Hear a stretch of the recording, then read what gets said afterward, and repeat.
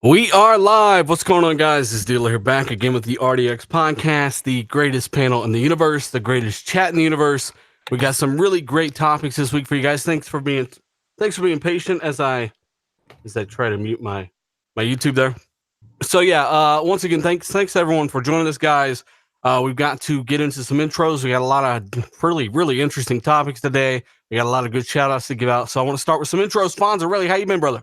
Oh, I've been good. Been good, man. Been playing a lot of Days Gone lately. A game in which last week I said I would never touch, and you said, you know what? I have a video coming out tomorrow that might change your mind. And guess what, dealer? You were right. So about 30 hours in, and I'm loving it. No, you're just a coward. That's all. Yeah. You're just a coward. Yeah, apparently people don't speak up on that game are coward. I don't know, some stupid shit. Zaka, how you been, brother? Doing good, man. Doing good. I've been playing a lot of Sea of Thieves. The new update is fucking killer. Everybody play that damn thing. As you can tell, I've been loving it, and I've been putting over 20 hours in it this week. Love it, man. Yeah, I was playing it for about 5 or 6 hours overnight, and people are like, wow, you're playing Sea of Thieves. Yes, I'm playing Sea of Thieves. Hey, Tim Dog, brother, welcome back, the newest member of the RDX podcast, brother. How have you been?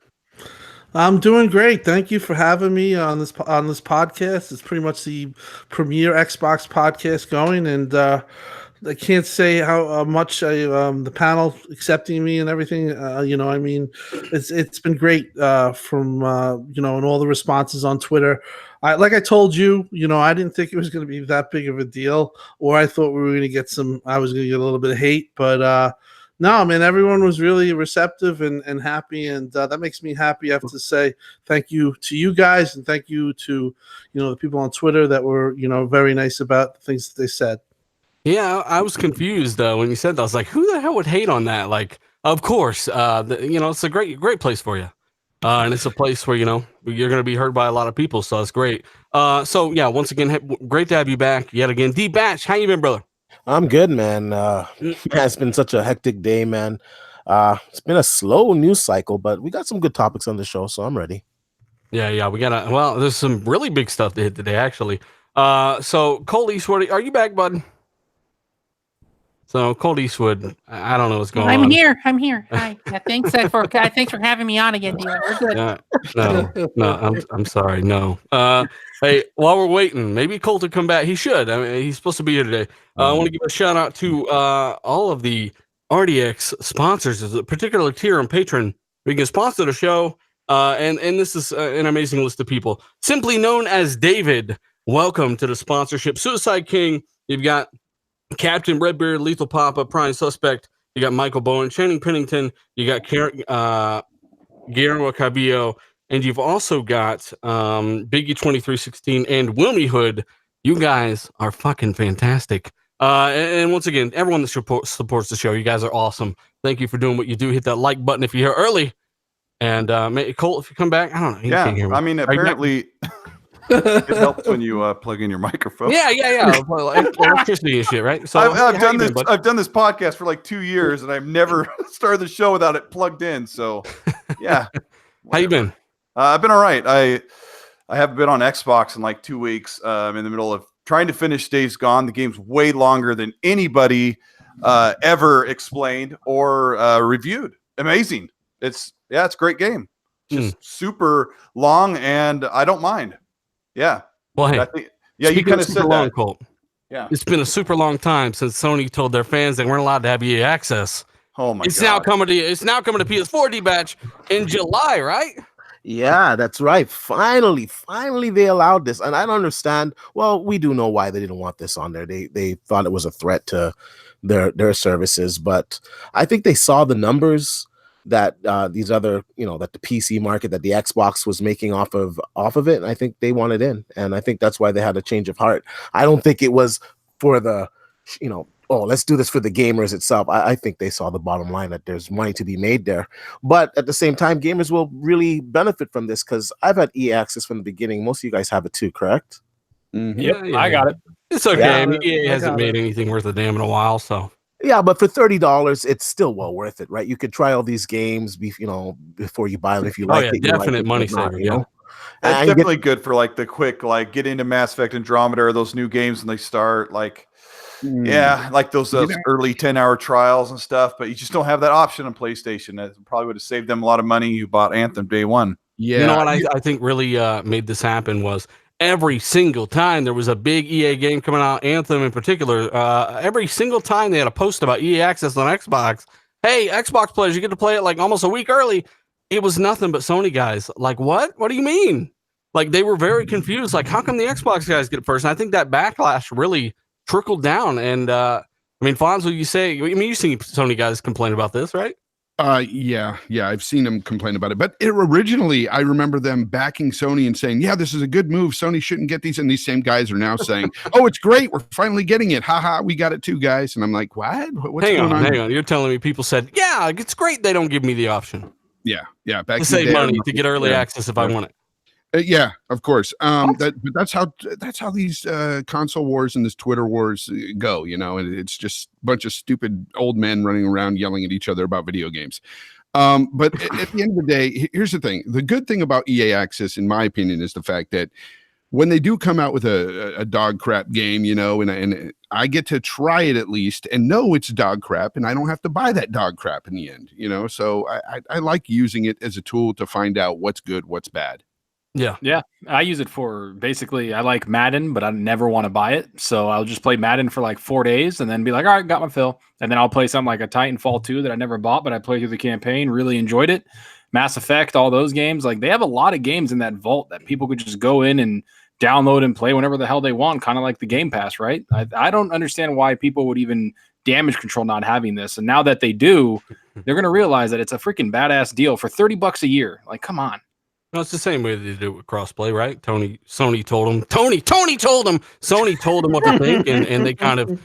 Tim, you've been around for a while. You remember EA Access launching. You remember it being a big deal, but now, I mean, have you seen some crazy stuff on Twitter? Yeah, I've seen the same thing as Fonz. I remember people defended it, said, "Why would you want this? Why would you need this? Who cares? It's $30." And you had all these Xbox guys like, we were totally, we were hyped on it. So I do remember it, and yes, I do think it's funny, the change of heart. But overall, I mean, the service itself, I have to say, is very good because I buy pretty much all their games. So you get a $5 discount on everything that you buy. So if I buy Madden, it's $53 as opposed to $59. So it works out, actually. It evens out for me personally, and I get the early access. But yeah, there was definitely a lot of flip-flopping on this, but that's to be expected. The bottom line is that it's good for PlayStation to have this option. And the one thing that sucks is if you have an Xbox an account, you cannot use that same account on a PlayStation console. Everything is within the device, I guess, or the Xbox or the PlayStation. So you can't, move them around, which kind of stinks, but I get it. Licensing. Kind of like PC, like they have Origin access, right? It doesn't really carry over. So aren't nearly half the games, or a good 20-30% of them at least, are 360 games that won't be on Gen 7 games? I guess I should say that won't be on the PlayStation EA access. So it's missing out on the Mass Effect trilogy. It's missing out on, but people are naming them off like the Dragon Age games and a bunch of stuff, right? Mm-hmm. Yeah, that's kind of. I never thought about that. That actually does kind of suck. I wonder if this is like kind of a step forward to getting the Origin Premier, or whatever access onto the consoles. Because I think for $100 a year, that thing is fucking cool. Like, you get all the EA games day and date, kind of like Game Pass, and you just play whatever. And they bring out at least 3 or 4 games that you're going to try out, right? Like the Star Wars games, Battlefront, Battlefield, all those games, even Anthem, right? So I don't know. I kind of would wish that would come to consoles also. Hey, I got to give a shout out to Anthony Bryant in the super chat. Thank you so much, sir. We've also got, if this chat would ever stop moving, Underachiever. Thank you so much, sir. And Mr. Buster Palmer. I want to thank you very much as well. That's my other nickname. Love the work you all do. My question is, other than the power for the next-gen consoles, what other new features do you see coming with those new systems? So, Colt Eastwood, what do you see coming aside from increased power for the next gen systems? I mean, you just covered this on your video. I don't want to steal your thunder. I mean, Mr. Buster Palmer has a question, Colt. Well, I mean, I don't want to kind of take what you would say, but performance. I think developers will finally be able to have favor for performance and just better visuals overall with more headroom, and that's going to make a big difference. I mean, there's so many things you can list off, and I'd like the panel to be able to cover it too. But that is my number one priority, is to have a new Xbox, a new PlayStation, where most every game or most of the big games have a performance mode, or they just run at 60. Yeah, that's for me. That's a big deal. Game Bread, thank you so much, bud. Yeah, pay attention too, because on Thursday I'm gonna announce the winner of the game giveaway. So it's like 14 games there, Mortal Kombat, the $100 editions in there, Mortal Kombat 11, all kinds of stuff, bud. So stay tuned to the site there. You can kind of get some pretty cool games. Hey, who was about to say something? Oh, good. Go ahead. Yeah, well, I was gonna say one of the things that the question that he asked is, I really truly believe that a lot of PC-centric games, World of Warcraft, stuff like that, not World of Warcraft in general, but games like that are going to start making their way over the console next generation because of what we were talking about with the core, the game core, whatever, like that thing where people program for PC, you basically program it for Xbox on top of it. So I think with mouse and keyboard support, that's going to be something that we see next generation, where a lot of those games that are centric to PC are going to start coming over to the console, and it's going to be able to give you that option to play it on the console if you want with mouse and keyboard support. I think that would be fucking awesome. Mouse and keyboard. Yeah. Trash? Other than the 60 frames per performance, that boost that we'll get, I'm hoping that we'll get, I know we'll get this, but I want much faster load times. I mean, much faster, because you get games like Days Gone that have those awful load screens that, or Anthem. Oh my God. Just load screens everywhere in these games. Anthem doesn't have any load screens. Nobody plays it. Nobody plays it. I'm just saying that's what we need. We need to have faster load times and, of course, that performance mode, 60 frames, man. That's what I'm looking forward to. Yeah, hey, I got a shout out to almost 500 people watching this already, guys. Hit that like button. Let's try to get to 300 for the end of the show. 1,000 if you're watching after the fact. Thank you guys so much. Tim Dog, Xbox One S All Digital Edition launches today. I mean, what are your thoughts on this? And do you think this... What is that noise? It's a sad horn. It's a sad horn. Oh my gosh. So do you think that the price is really going to be a factor? Do you think people are going to be kind of annoyed by the fact that it's kind of the same price right now, really? Those discounts haven't really kicked in as of what we're seeing here. Yeah, I'm surprised the discounts weren't day one, but I think next week or a week, definitely towards E3, they're going to have a discount. This will be the cheapest console you can get. The way they handled it, I have to say was pretty poorly. Doesn't make any sense that you have a disk drive, 4K disk drive, and the same system at $249 sitting right next to this. So I think they botched it a little, but it's just, I feel this is going to be their test run for Lockhart, to be honest. And I think there's a little underlying things like that are at play here. So that might be the reason for the pricing and just the way they're going about it, because they don't seem to be aggressive with it. They just kind of just want to see if it gets in there, in my opinion. Not aggressive at all. So that's my take on it. They're waiting to see if people notice. Did they notice there's no disk drive? Well, I think the big telltale for this is a holiday. If it's not for $149, then that should be the deal for the system. $149, you think they'll $149 on sale? Yeah. And then how much will the disk drive version will be? $200. $199. Yeah. Well, that's a little better. It's just the weird thing is they know it's going to sit there on Amazon and Best Buy and Xbox.com at $249 US for the next few months, and and they know they were unleashing it like that. It's embarrassing. I don't know. I'm a little upset. I mean, I guess a lot of people are like, well, who cares? We're not going to damage control the high price, right? Or did we actually say the exact opposite? Yeah, we've been voicing our concern about it since day one. But a lot of people are like, who cares? It's not for us. We're not going to buy this console. But I just can't help it that it's just another one of those situations where Microsoft has a chance to just sell a bunch of consoles and get a bunch of Xboxes in the home to buy more software, and they're blowing it. That's just how I see it. See, I don't think I'm sorry to interrupt, but I don't think that they're in that situation where even if this thing was $199, that this thing would fly off the shelves. I don't see that. I just see Xbox in a spot where really this gen's over for them, and I hate to say that they have to, from now into the next gen, they have to hit the right messaging points. They have to have something where they can have exclusive to their system, whether it's power or obviously games and stuff like that. But they can't stumble on anything anymore. For me, I just feel like this generation's a dead generation to them. Understandably so, they got destroyed, and this is to me, to see if they could put it out there, kind of a Trojan horse for Lockhart. Because that's interesting. I mean, I'd like the chat's input on that. Do you guys think that is the case, and that they're just saying, you know what, it's over. We got a new system come out in a year and a half, whatever. Let's just take the L on the PR department and maybe come out with a little bit more on the top end. Well, I got a question. Wasn't there a sale, like, was it last year or the year before, where the S was like $179 at one point? At Christmas it was $189. At Christmas, $189. So don't you think that this is the last year that they're gonna basically be selling these things in droves, right? I mean, after Lockhart and Anaconda come out next year, no one's gonna be really looking at the S. So wouldn't they make it like $189 and then make that one around, I don't know, $139? Could be. They said there's going to be a $50 difference between the disk drive version and the non-disk, right? Yeah.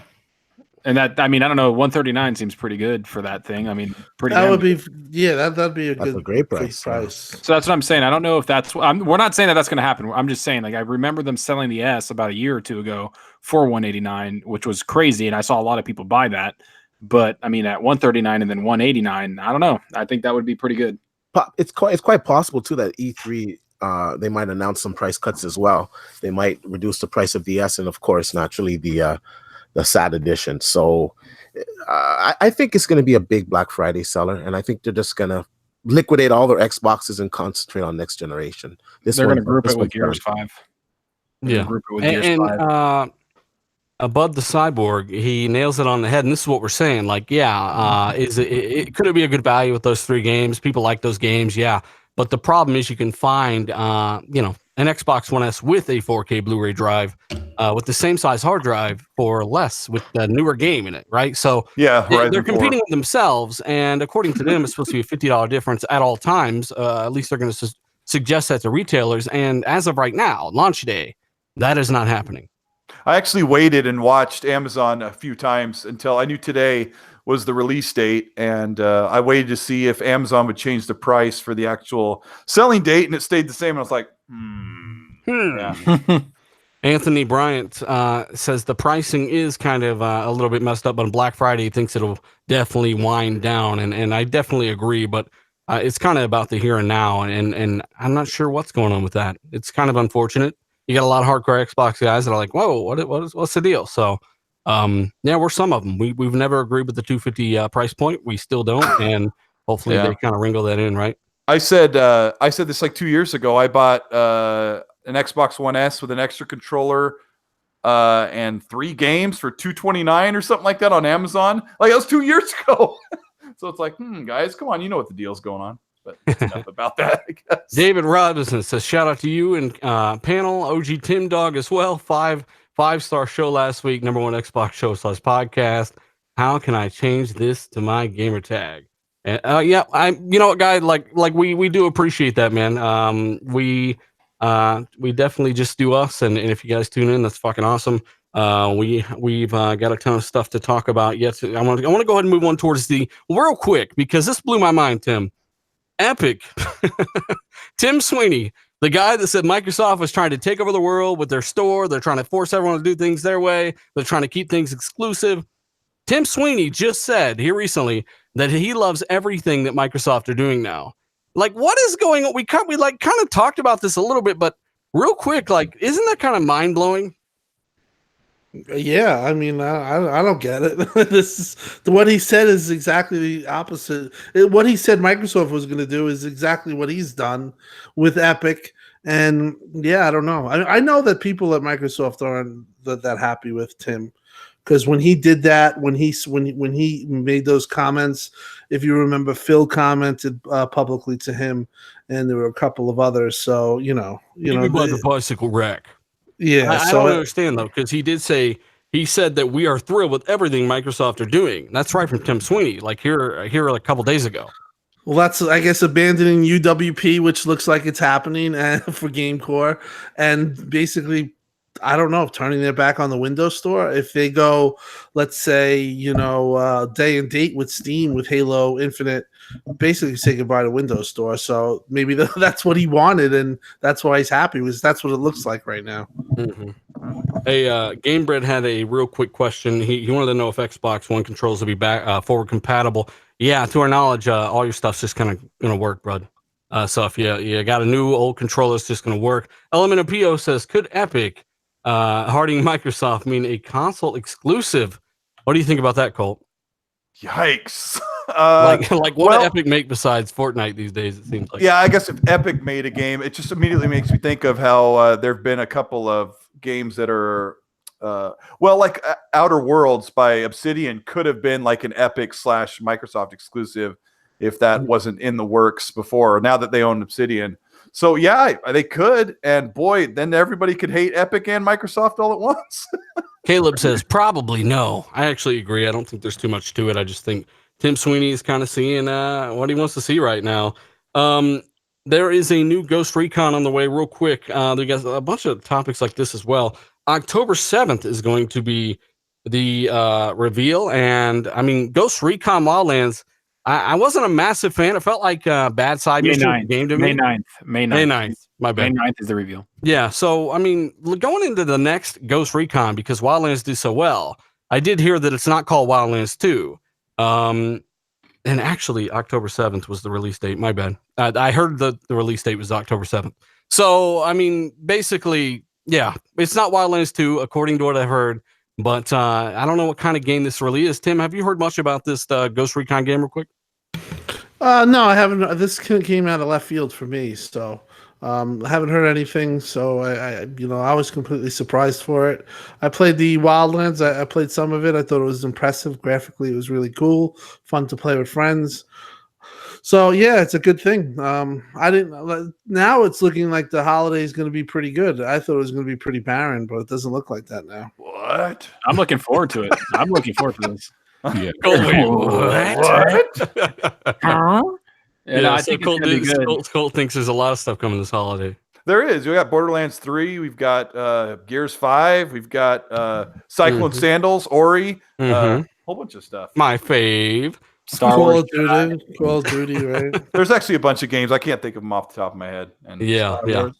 Hey, just so you guys know, Platinum Games did do an interview here recently. The guys that were supposed to put out Scalebound in early 2017, and they actually spoke on the cancellation and how it's not actually all Microsoft's fault. And I know for a fact it's mostly Platinum Games' fault. What? But of course, this is what they say. So they said it wasn't easy seeing Microsoft take most of the blame for the cancellation of Scalebound. Both sides are obviously to blame.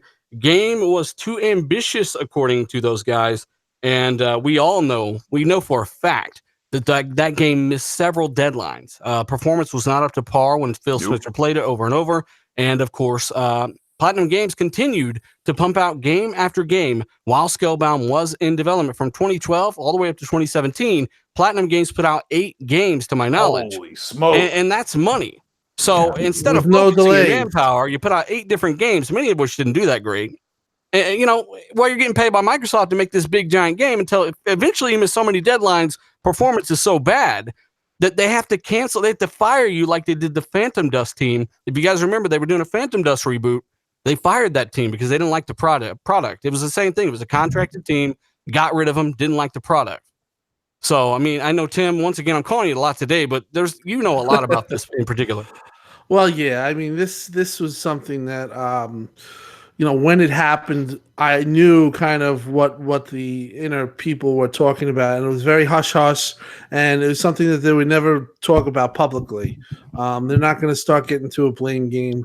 But from what I heard when this happened, and this, I don't know, I never really talked about this, but I think Rand and I remember back in the day, we were talking about it. We were actually on a show, and we couldn't talk about it. But what happened was they got, they got feedback that people weren't working on their game, basically, that they were diverting resources to other projects.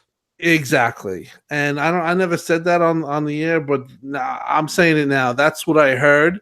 And they probably couldn't prove it, but when you have people also diverting product services or whatever doing another game, and every other game is hitting their points of release, and here's your game that they gave a delay and the game is 15 frames per second, absolute horror show.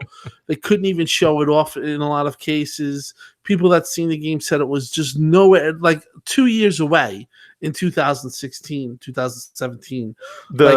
After their original delay, they still were 2 years away. And to Microsoft's fault, they had a deal with Platinum, but they have no oversight of Platinum. So they're in wherever they are, and across Microsoft, the world, yeah, right. And Microsoft didn't have any kind of oversee, and then they heard the rumors about them diverting their workforce to work on other projects, and that was it. I heard once they heard that, they cut it off. Well, Platinum's not a massive team. I mean, that's not a rumor. They pumped out all those games during the development of Scalebound, right? So they're obviously putting a lot of people in those games.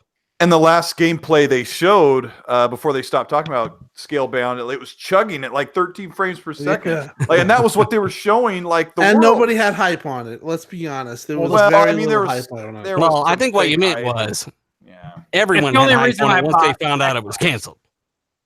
Exactly. Yeah. No. I think this makes way too much sense, honestly. Like what you just said, Tim, about them diverting and then Microsoft not having oversight, because they canceled it in 2017, right? Like early 2017. Yes. And then wasn't it around summer or September 2017 when they started basically negotiating with other studios? So I felt like Microsoft was like, fuck this shit. We're not doing that again. Let's get some freaking studios that we can manage, that we can own, and then give the resources needed to make games. And that's where's the fucking Dolphins? Right. And Phil had made a comment, and I had to ask Phil about this comment. And, it kind of got misconstrued where he said, this is going to be better for us. It's better for gamers. And I think what he was alluding to was basically at that point he realized that he cannot have the studios in the position that they're in. That he has to kind of oversee his own studios and have his own stable of first party. And I think that was the start of the critical thinking of let's get this first party up and running and have our own things. So, like right now, I don't even think if a third-party deal came Microsoft's way that Phil would be open to it. And I think it's because of things like this that happened, because they haven't had good luck. Yeah, well, look at what happened with Remedy and Insomniac and Crytek. All these third-party that would normally make multi-plat games or make PlayStation games. In the beginning of the generation, they were working to create a product for Microsoft. And what happened with all those games? They were mediocrely rated. They did not sell well at all. And it was just, it was bad. Some of them, I think Sunset was like an 80. Sunset was, but Sunset was highly rated, but sold like barely 2 million copies. So it's just a bad situation. And Microsoft had to look at that and say, crap, this third party deals aren't making it. And then they suffered through another year or two of first-party content not making it.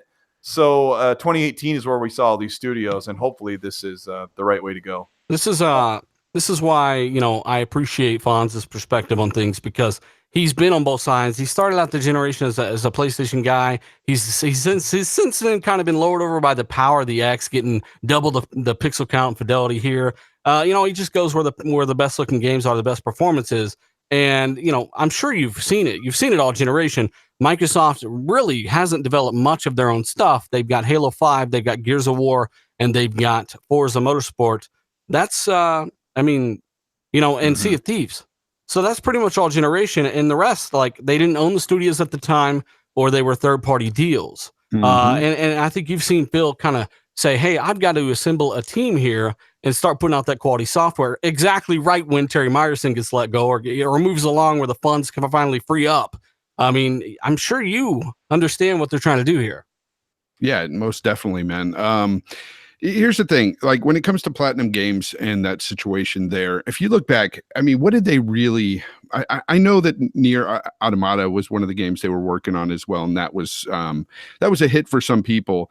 But I mean, you look at some of the other games that they launched during that same time. I mean, did they really have to put out Ninja Turtles? Could they not? Well, of course. Making scale bound. Can you imagine the backlash if Ninja Turtles wouldn't have hit the streets, huh? Jeez, yeah, that's that game was trash too. Rat trap. Terrible. Rat trap. Put 3 ice cubes in that bitch. The thing is I think now that Microsoft has buckled down and decided, hey, you know, we really need to work on first party. This is when I'm, you know, giving them a chance and saying, look, they're doing something about it, and I think others have to see it that way as well. I mean, you know, these third party teams, you can't always rely on this is proof right here. You can't rely on them giving you these blockbuster games sometimes. Sometimes it just doesn't work out. And Scalebound was one of those that looked like, you know, it looked great. I mean, I was hyped for it, but once you saw like the E3 gameplay and you saw it was chugging at 15 frames, you were like, what's going on here? You know, and the delays, right? Got delayed and stuff. Yeah. So now with first party, man, they're buckling down. They've got their own teams now working on stuff, and these are all really good teams, solid, you know, great developers. I mean, some of them not so much, but you got teams like Obsidian, Ninja Theory. You've got their new team that's people keep forgetting too, Franz. This is important. These teams are not finite, right? They're very malleable. They bring in new people.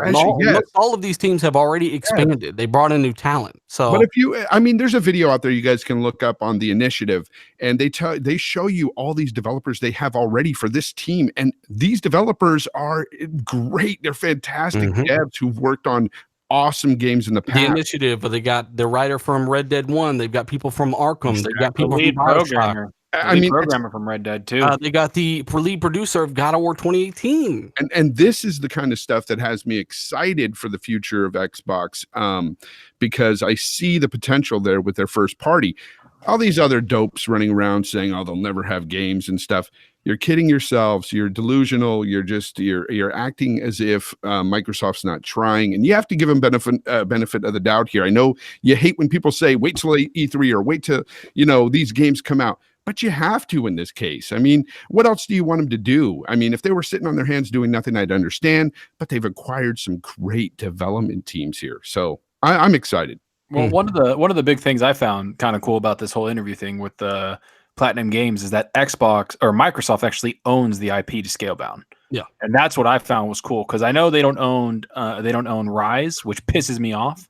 Because I want a sequel to that game. So I'm glad they at least own the IP, and maybe it'll come up later, but I highly doubt it. But I think that's good that they own that franchise, at least, that IP. I've always said that if they wanted to resurrect Scalebound, they've still got the assets. They didn't just hit delete, right?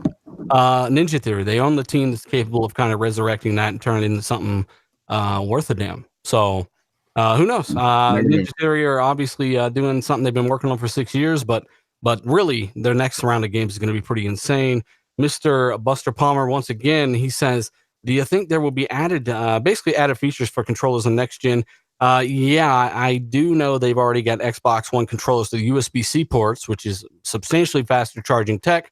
And I do think they might finally move to internal batteries as well. So if you're one of those guys that's, one side or the other, I mean, I can appreciate both aspects, right? But yeah, I think they might go internal battery. And I think they definitely got USB-C on the docks as well. I do not want to plug a cable in. I want to be able to set my controller in a charger. But you can still do that. I mean, they make the charge stands for those USB ports and all that. So I think they should ship it with a rechargeable, one that's already in there, like a plug and play kit already with it, and then you have the option to replace it once again with batteries. Because I like the option of having batteries, man. You just like the freedom to go third party. What? Third party battery solution. Some people bought expensive AA's. I don't remember what they're called, but they're a little more expensive. They last freaking forever. Some people have nice rechargeables they've been using for a while, and when they wear out, they just buy a new one for $20, new set. I don't know. It's not even an argument at this point. but the cool thing is a lot of people make fun of Microsoft for making all these controllers, custom controllers. But I mean, these controllers are going to carry forward into next generation, and the new generation controller will probably be improved in some way and have some new feature in it. But like, it's really cool that dealer bought like 17 controllers this gen. I'll say this: playing Days Gone recently, yes, I just missed the fact that I can't swap out batteries. I always have to have one controller on deck. That's why I constantly, I just leave my controllers hooked up now. I have a long 10-foot USB cable. I just hook up to the consoles, and I've got, my controller. Well, D-Batch, you feeling a little low energy? You can just plug that bitch in the back of your head, bro. Feel a little better, huh? Hey, I got a shout out to over 700 people watching live, guys. Let's try to get the 300 likes for the end of the show, and 1,000 after the fact. We do appreciate it. Maybe share this where you share things. You guys are absolutely phenomenal. And thanks again, Buster Palmer, for the super chat. But yeah, apparently Platinum are now working on something unlike basically something that's never been done before, is what they're saying. So it's unlike anything else, is what they're saying. And maybe we'll see that at E3. What? Maybe, like I was talking to Zucker earlier, and he mentioned this is maybe this is kind of weird timing for them to come out and talk about Scalebound, but they're also talking about this new project. And we've also heard that maybe they're getting a little cozier with Microsoft. Well, they did say that it has some features or some design ideas from the Scalebound that never happened. That was like at the tail end of that article. So that could be very interesting. Beats headphones, colors, or what? Right. Who knows? But I mean, yeah. I just think, I don't know, I think it's kind of weird that a lot of these companies that people kind of felt had bad blood with Microsoft are kind of coming out and being like, actually, no, it's a little bit of our fault, a little bit of their fault, it's okay. And then even like Crytek, right? Like we've heard the rumor of them buying Crytek, which, it's probably not going to happen. But again, still maybe talking about something. Like it just seems kind of weird that all these companies that might have had bad blood with Microsoft are starting to come around and be kind of cool with them or cozy with them, like we said. Well, Zucker, that was a totally different Xbox in 2013 through 2015, wasn't it? Yeah, it was. And that's I don't know, I just kind of cool. Even Sweeney, right? We just talked about him. I fucking love what Xbox is doing. It's like, Jesus, it's like everybody's just everything is trash. No, but I just find it kind of cool. I just see it kind of like it's timing, it's weird. E3 is literally a month away, so I don't know, man. We'll see. It's obvious to me they've all seen the specs of the Xbox Anaconda. Is that what you think? That's what it is. They're like, give us some of that juice. You like it, the juice, eh? You like it a juice, eh? Phil Spencer walked in the room with that. You like it a juice, eh? He like it the juice. Yeah, he like it. Just a little bit. So I mean, hey, Tim, what do you think about? And this is kind of funny, right? Because according to the PlayStation blog, Sony's State of Play 2 is what they're calling it, is going to take place obviously in a few days. It's going to be May 9th at 3 p.m. Pacific time, 6 p.m. Eastern time, and it's supposed to only be 10 minutes long. Tim, do they have some megatons? I don't know what they're planning. I guess they're going to show Ghost Recon, right? 10 minutes long? Yeah, that's pretty. I don't know why you would even do that, but I don't know. I guess we shall see. They hire Siri for 10 minutes worth of voice work, and like, here, talk about this medieval game. I think that's great, bro. 10 minutes. It's funny, the ratings on Inside Xbox, it gets panned so bad, but the ratings compared to State of Play, on Twitter, yes, it gets panned on, yeah. Well, I mean, they're just going to show the Last of Us 2 release date like they were going to supposed to last time, right? That's what everybody was saying. And now everybody's just shutting up. They're like, nah, fuck that. Think about this, bro. Like, everybody knows the last show was dog crap. But this show here, being 10 minutes, at least it's 10 minutes less of dog crap. But you don't have to watch any of it if that's your issue. I mean, would you rather sit through, 20 minutes of that? Or would you rather sit through like, an hour of Xbox, I would argue that there's a ton of people in the chat that absolutely really enjoy watching Inside Xbox. Now we've hammered episodes, we've talked about episodes, but there are a ton of people that like, I like this. It's like a little show. They brought back the old Inside Xbox thing. Half of it is always pretty good. The other half is total like throwaway. I would say any episode where there's not white gloves, I'm out. Yeah, but what if it's a solid 10 minutes of decent games? I'd be fine with that. I mean, what kind of decent games are we talking here? I don't know. Dreams, Made in Dreams. Hey, you know what? Don't ask me. Because last time was a solid 20 minutes of dog shit, and that's VR. It was VR. Yeah, like I said, dog shit. So you were surrounded by the dog shit in VR. This smells nice. This is fucking immersive. Wilmy Hood says, I'm not one of them. I'm guessing he doesn't like to watch Inside Xbox. But hey, if you don't want to watch it, like it's the same thing with the PlayStation thing. Like, Yeah. but for 10 minutes, it's like, I don't You know. know what's cool? You know what's funny? Inside Xbox does their 2-hour, hour and a half show, and then afterwards they put out the little bits on the channel. So like you don't ever have to watch it. Like State of Play is the whole thing, right? It's just 20 minutes. If linked is your issue and that's the positive you're finding, well, just don't watch it at all. It's the best thing in the universe, right? I know that linked is Zucker's issue, but we'll talk about that in another show. Damn! Wow. Coming at me. I'm sorry that it hurts. That was, every time. I'm sorry, ladies. That was really weird. Colt Eastwood revealed his true identity. He's getting mad at me.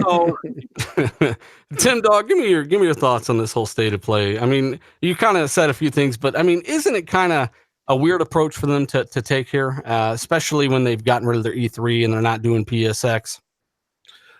Yeah, I really think that they should have an E3. I've been very vocal on that. I think that's something that no matter what you have. I mean, listen, Xbox was in dire straits and they still threw a show up every year with games. So I think Sony could have done the same. Or get a couple of deals. You can get a deal. I really don't agree with them not showing up to E3. I think obviously it's their right, but this is the Super Bowl, as I would say of gaming. It's the mecca of gaming. Christmas. And they're not showing up, and they've always been. This was always their calling card.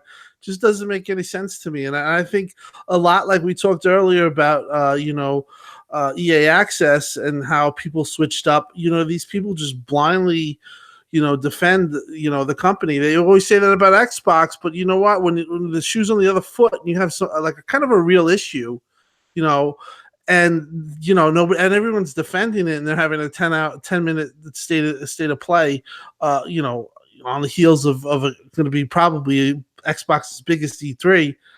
I just feel like that's just saying, hey, we're just putting it in autopilot. They're not. To me, they should do something for the fans, and they should have something big. I mean, Xbox on top of E3 is having Xbox Fan Fest, which is going to be huge again. They do a lot for the fans. Not to mention they do an Xbox Fan Fest in Mexico, and they do it in Gamescom. They just started XO as well. Right? XO, I mean. Got to give credit where credit's due, and you also got to be a little bit, it's okay to say, I want an E3. Why not? Would you rather have a 10-minute state of play every 2 months? That's on you. Yeah. I don't know. I kind of like the effort that Xbox puts. Like, yeah, I know the Xbox Live, whatever that show is called. It's okay. I know it sucks sometimes, but I also enjoyed when they had Division 2 on there and Rage 2 and all these other games. Like, I enjoyed the show, and there's some production quality on it, not a 10-minute video that I think Dealer and Colt make better videos production quality than we saw in State of Play. Like, I mean, I don't know what to tell you. Like, it just, and then now it's 10 minutes. Anybody can make those Now, videos. Exactly. I have Siri on You my just phone need too. 20 minutes to make those videos. That's all it takes. I would not be bragging if I just said that I could write the Sony E3 conference and have them do it. Leave out things like the little musical acts and show. Like last year, I did a predictions video for E3 2018 and for Sony, and they didn't even show half the games that I thought they would show because they've been talking about games for years. So they showed I think it was like 21 games on Sony's E3 last year. Microsoft showed 50 at 2018. So it's a big difference. And Mad Max in the chat says, well, Sony brings us games. What does Xbox bring? What do you mean? Games. Like, what the fuck? Do I have 700, 600 of them on my console? Like, what are you talking about? Colt, Yeah. how dare you talk about that man? His rendition of Aha's Take on Me was beautiful. Hey, Element Appeal says, Tim E3 versus a full day of content. If Xbox can get criticized for lack of critically acclaimed titles and getting its house together, then Sony needs to be basically criticized for having their games be revealed too early. And that's kind of something I want to point out is Spider-Man got all the stuff we saw in 2016 and up until they came out in 2018, like you had Horizon Zero Dawn, which got delayed. But I mean, you know what I'm saying? Like, I think people have got certain things twisted about how this generation's gone in a lot of respects. So 100%. One thing I'd like to add and say is, I just forgot what I was going to add. So call me a fraud. It was about. I don't know. I'm not going to even attempt to try to remember it. I'm not going to attempt to try. I'll get yelled at the end of the show. by Taylor. Confirmation. Tim is high tonight. Okay. All right. But no, I just wanted to say that the whole state of play thing with the E3. Oh, this is what I want to say. Sony could have easily had an E3 this year if you think about it. All they could have done is they could have shown, they could have had Horizon 2. You could have just shown up mock-ups. If they've done that, they could have Horizon 2, God of War 2. They could have done something, a release date for The Last of Us. They showed in 2016 The Last of Us 2, Death Stranding. Those games right now, in my opinion, if they would have an E3 if they were to announce them. I think they're not. No, I think they're both 16. I don't think so, Tim. Go look it up. No, I'm not saying that. I'm saying them showing Horizon. I think Horizon's like 2, maybe 3 years away, and I think God of War's like 3 to 4 years away. But could so they them do showing something? it? They have nothing to show. They already did that this gen to build up hype. Yeah, they did it this gen, so they shot their thing. I do think that they could have had their E3. I just don't understand how you just skip an E3. To me, you know what? That just Tim, blows the my problem mind. is the cop out from the fanboys that say, they just can't just show us The Last of Us 2 again. Bull crap. They want to see gameplay. They were mad that they didn't see it at State of Play. Well, they just can't keep showing us Ghost of Tsushima. Yes, they can. I want to see more of that game. Well, they can't just show us more of Death Stranding. We haven't even seen gameplay yet. Like, tell Hideo Kojima to put together. I think Death Stranding is. All you I think need Death is Stranding's 2 years. All you need is a 3-minute Death Stranding gameplay thing. He could put that together so easily for E3. They have a bunch of other games that they didn't show last year that still aren't out that are supposed to be coming out. I mean, are they going to wait until 2020 E3 and put out a really big one? But it's. I don't look think at what it's Xbox had. You were looking at what Xbox had, and they had that dearth of no games for about 2 years.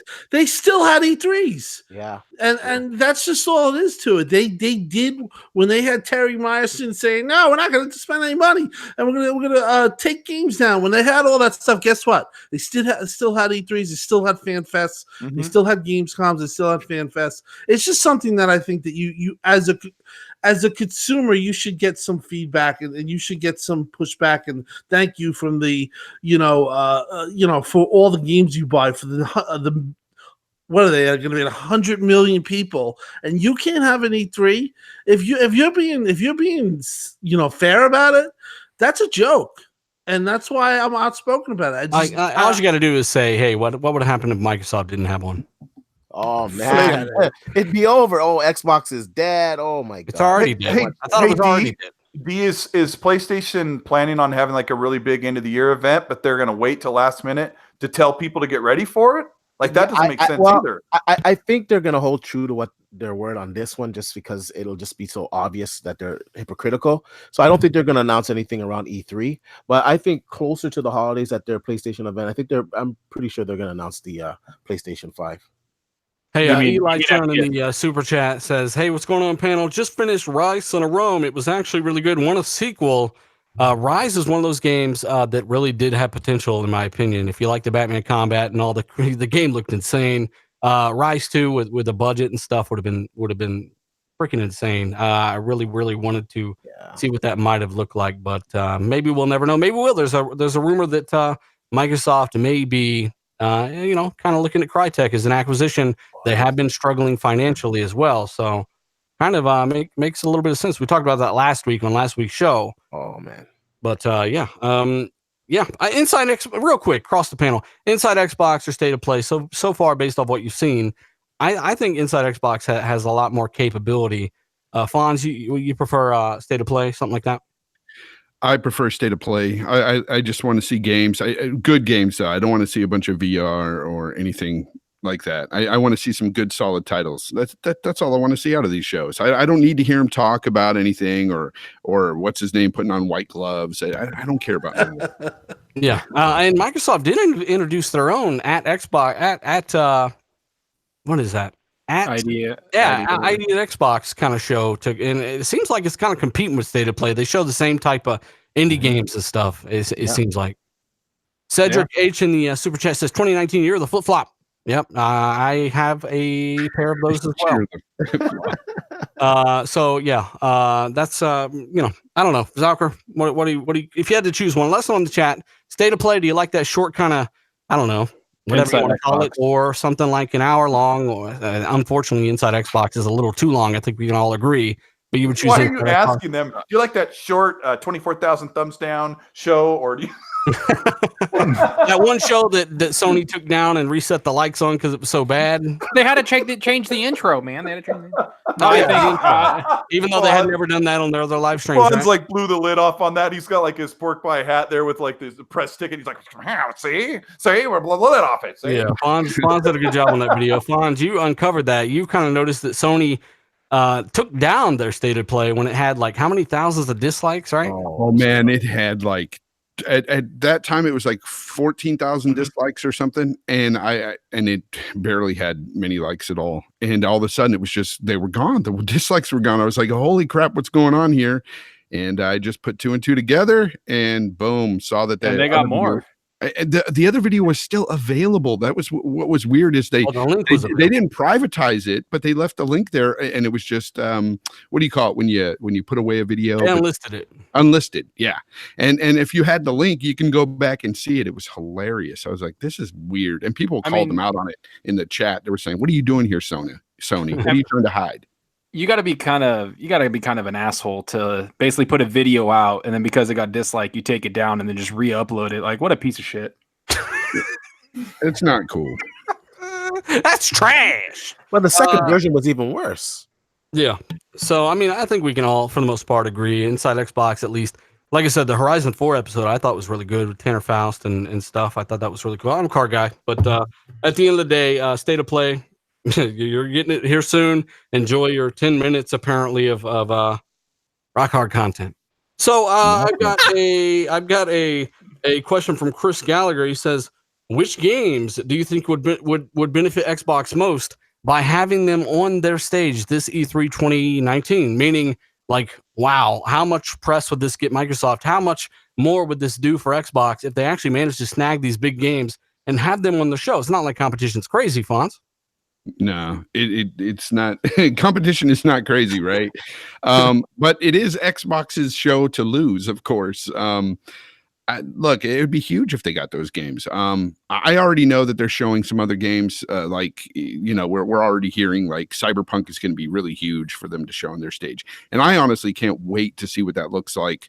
Because I heard it's changed a lot, and imagine them showing it in the best light possible on the X. You know what I'm saying? I assume that's what we're going to see. Well, or maybe even if they showed the best light, it would obviously be the PC version, though, right? Well, come on, yes, of course, but I'm talking to the console guy here. But here's the thing: what if they show it on Anaconda hardware? That would be amazing, right? Dealer, you paid a lot of attention to that Cyberpunk footage running at 30 frames at like, I don't know, 4K.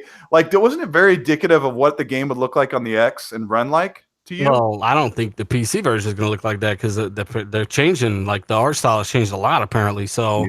I don't know. I think that though the X has proven, like Metro itself, that you know the games tend to kind of, for the first time ever in history, really, in the modern era, games really do look like the games you see at E3 on the Xbox One X. I remember, like, with the Xbox One at launch and the 360 especially, you would see these awesome gameplay segments, and none of it was running on the Xbox. It was running on a PC, and you're like, I know the game's not going to look like that. But with the X, you're like, wow, that's actually going to look very similar. Yep. Yeah. Somebody from GameStop said that. Isn't it kind of cool? Like last E3, you said, isn't it kind of cool because of the Xbox One X that some of these games that we see were like, it's actually going to look that good on the X. And I thought that was really cool. And the game that I think, which a lot of people don't talk about, but this is what I remember, is before I was in the community in 2015, the game I think will benefit the most for Xbox is if they have Batman on their stage. Because when the the new Batman game that's been rumored with the Court of Owls, with the Batman Arkham Knight, when that came out, that was the first time, because I wasn't in this community, I wasn't like in the, my finger on the pulse, all that stuff. I remember everyone bought the Batman PlayStation 4 bundle. All my friends did. They didn't have the console, and they literally just were like, oh, I got it now because of Batman. And they bought it because of the Batman console.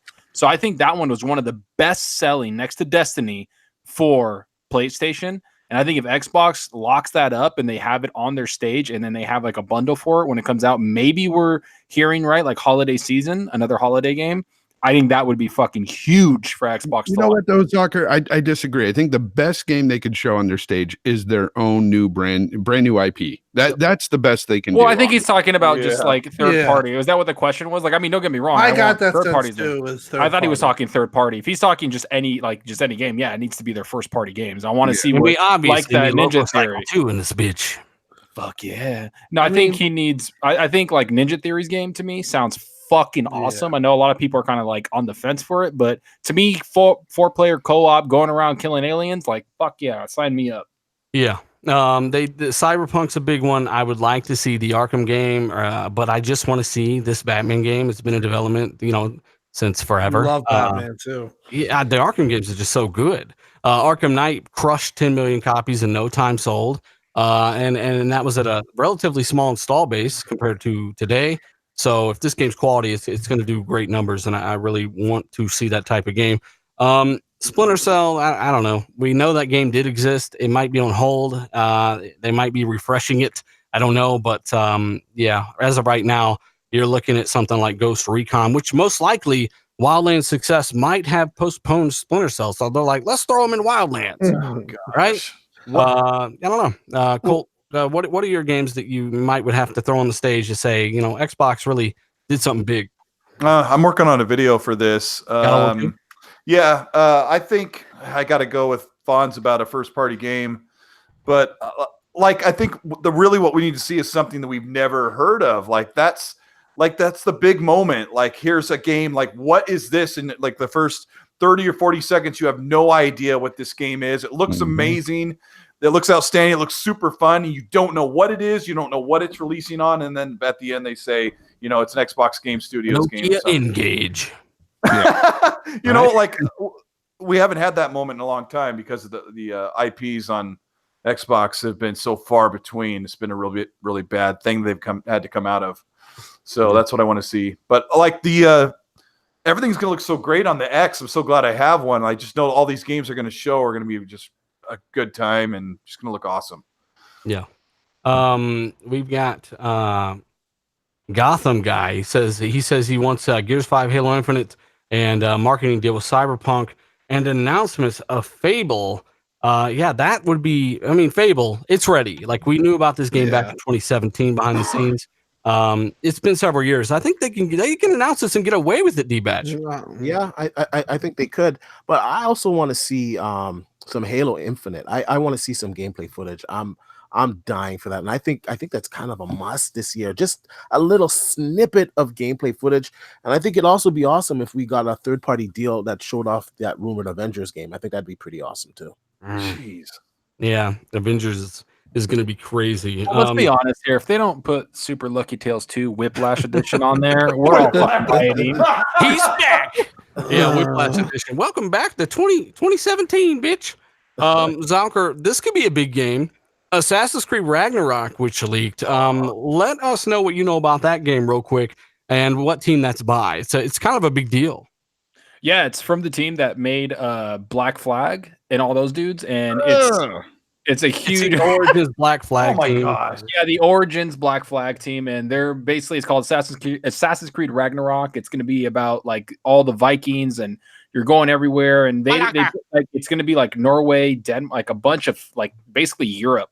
Almost all of Europe, and it's a huge map with different environments, and you're going to be with Ragnar Lothbrok. If anybody's seen Vikings, he's like the Viking god leader, and you're following him and going against the great heathen army. And yeah, it looks freaking awesome. There's going to be DLC that's being made by another studio. I forgot their name. And there's going to be RPG mechanics, obviously a huge naval traversal exploration.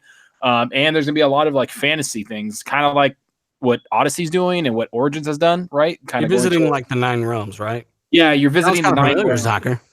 Huh? Sounds kind of familiar. Yeah, it does. It does. Sounds like God of War, except it's gonna be better. Anyways, so we're moving on. Get out of here with that. I'm joking. I love God of War. But it's a fantastic team that worked on Origins and Black Flag. Sorry, Fonz. But he's a super talented team leader, and he's got a good team. So no, what worries me about the Black Flag team leading is that game was mostly about ship combat and stuff. You were on your ship way too much, and it was a pirate game, Fonz. Well, this is a Viking game, and I don't want to see them sitting on ships. Most of the the time. Vikings, right? I mean, Vikings. They utilize their little boats too. Fine. Yep. That's. But you had kind of a similar fear about Odyssey, and you played it, and yeah, of course. But again, you got your mind blown. Hopefully, this Black Flag team doesn't say, "Let's bring them back to the ships again." Well, you liked Origins, didn't you? You liked Origins until the end, so I think that that kind of like redeems it. I think that's not to mention, I like that they're taking a year off, right? They're not just pushing this bitch out. Origins did have a lot more ship combat than I did in Odyssey for sure. What? Yeah, it had a lot more forced ship combat. Oh, forced? Yeah. Origins had a few ship segments, like 2 or 3. Not enough. Like 2. Like like 2. I don't think it was like and it wasn't really combat. I just oh well. I just watched Wilmy Hood in the chat curb stomp the fuck out of somebody. He said, if you have E3 in your name and you're shit talking Xbox, you need to make better life decisions. That is geez. And the big thing that's coming back to this, is that co-op play is coming back, which was last seen in Unity. They're saying it's a returning option that you can do side quests with your buddies and all that, and do open world exploration. They didn't say you can do the main missions, but I think that's pretty fucking cool. And the expansions are going to be in Iceland, and you're going to be basically like you could go to Thor's like room, see the hammer, all like a bunch of crazy shit. Like it looks, I don't know. I'm looking forward to it because I love that they're taking it kind of in the fantasy realm and expanding the lore in the game far more than just sitting on a goddamn bench and listening to people, or sitting in a bush like Days Gone and listening to people. I think it's just going to be how dare you sully a masterpiece? Did you say? What you say? A biker's an assassin now? Hey, Elemental PO says, what if Xbox basically bought Telltale and built them up to make Game Pass console exclusive? That's kind of a tall order, man. They're long gone. A lot of that talent's moved other places, but Telltale wasn't bad. I mean, I've gotten better narrative for sure out of non-Telltale games, and Telltale only pretty much does narrative. So I feel like they're good, they're quality, but I've definitely had better, right? Mm-hmm. So I guess we'll kind of have to see what's up with that, but So Assassin's Creed Ragnarok, it's going to be a 2020 next gen game. So far, I think Cyberpunk will be as well. And I don't mind, because when I go through those games, I'm going to spend 100 hours, maybe 2 in these games, and I want them at 60 FPS. I don't know about you guys, but that's where those open world games are going to shine on the next systems as well. I just want to say real quick about Ragnarok, though. I am definitely not going to put it like in that category where I'm not going to touch it, because I'm not going to say that again after Odyssey. But I just hope that this Black Flag team knows that Fonz doesn't like all those shit battles. Mm-hmm. I think they fold those teams into each other. Like when they're done, they give them a little break, and then they go to work on the next project. It's not like, it's just specifically one team. Did you like the ship battles in Odyssey, Fonz, or did you not? No, like I didn't like them. I avoided them. What I did was I unlocked each island, and then I just fast traveled. Mm. So you didn't even do Colt. Yes. Y'all motherfuckers talking about Odyssey. Yes, it's a great game. We got to move forward. Colt, tell us about this whole claptrap debacle with Borderlands 3 and Randy Pitchford real quick, for those that are kind of curious. I'm over here. Yeah. Poor Randy Pitchford. I thought the guy just was getting a bad rap, but David Eddings is the voice actor for Claptrap of the past 10 years. And he said he's pretty much stayed quiet on this. He said that he wasn't really paid. I'm going to do my best to not plagiarize that, or not paraphrase this the wrong way, but he said that he wasn't really paid correctly for his work with the 3 Borderlands games. So when they asked him to come back and voice Claptrap for Borderlands 3, he said, I don't really work for Gearbox anymore, and I don't really get along with a lot of the leadership there, but I would actually do it for free for the fans if you'd pay me back royalties for my work in the other 3 Borderlands games. Probably because they didn't pay him at correct scale or whatever under the voice actors union, which is, I don't know what they call that. The voice actors guild. Baby Hippo says Randy got the pimp hand. So basically, Yeah, he yeah, basically so- got the outs in some way, or he decided not to come back, right? Yeah, so Randy Pitchford turned around and said that we paid him handsomely for his work, and no pun intended for the handsome collection. And he said he was just trying to ask for too much money, and of course they disagreed over that. And so David Edding said, "I don't want to." I stayed quiet, but now I got it since he's throwing me under the bus. I got to say that he hasn't treated me very well. And at GDC in 2017, he He physically gave me a what assaulted willy. me. Yeah, he physically assaulted me. So I'm like thinking, Randy Pitchford's got David Eddings by the shirt. He's like, yeah, "We didn't pay you, huh? How's this? Or is this your card? Is this your card?" You sound like Deacon St. John there. Oh, Hey, Keenan Constant, tuning in from South Africa. Thank you for watching. So yeah, basically, there's a lot of stuff going on with Borderlands. We all wish it the best, but it's not really worth staying on that long. It will have microtransactions, which is a big misunderstanding. Whoa. He Mhm. clearly said there'll be no microtransactions. What's going on with that? And then that was clearly destroyed with a rocket launcher in midair. Because it will have microtransactions. He said, we're not going to gouge you on microtransactions. He didn't say anything else. And then it comes out that there are cosmetic microtransactions. So people are hammering him for that, because if you say that you're not going to gouge, I guess they just assume that there's not going to be any, because most microtransactions are gouging, right? So I don't know. That's kind of up to the clarification there, but wow, there are he made a microtransactions. big point on that, man. When he was saying that, he emphasized that we're not like these other companies. We're not gonna and wow. But he flies off the handle on social media and stuff, and starts swearing and yelling at people, and get effed and stuff. It's like, oh man, it's like cool it down a little bit, Well, what do you want? Whose card is this? Hey, I got to give a shout out to, we had almost 800 people in here a second ago. Hit that like button, guys. Let's get over 300 before the end of the show. We're almost there. And of course, if you're watching after the fact, let's try to get up to that big 1000. And hold on, AP Cool J said he probably just touched his arm. You're hurting me. Yeah, maybe. Hey, there's I know we stuff, don't usually talk about stuff like that, but I just thought it was kind of interesting. Yeah, it's not really all that interesting. It's petty drama, some bullshit. But if you guys are curious about Borderlands 3 and why Claptrap's not in there, or why the voice actor's not in there, then that's exactly what's happening. Irrelevant Native, thank you so much, bud.